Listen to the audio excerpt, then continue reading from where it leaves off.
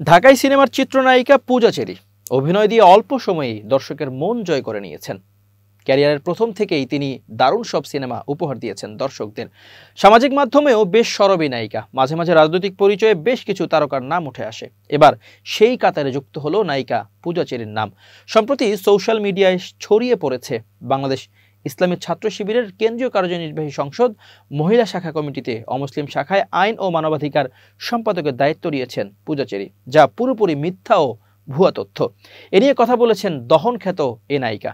মঙ্গলবার 10 ডিসেম্বর রাত 7টায় নিজের ভেরিফাইড ফেসবুক পেজে এক স্ট্যাটাসে তিনি লেখেন, মানুষ এমন অবান্তর পোস্ট করে কেমন করে, আমার বোধগম্য নয়। আমি সাধারণ কোনো রিউমার নিয়ে মাথা ঘামাই না। তারকাদের নিয়ে রিউমার ছড়াবে, এটাই স্বাভাবিক।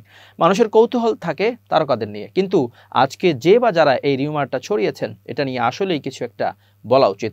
এটা শুধু রিউমার পর্যায়ে থাকলে কোনো ব্যাপার ছিল না, এখানে এখন ধর্মের বিষয় চলে আসছে। এসব করে সব ধর্মকে অপমান করা হচ্ছে। এমন কোনো রিউমার করা উচিত না যেটা জাতি, বর্ণ, ধর্ম সব কিছুর উপর প্রভাব পড়ে।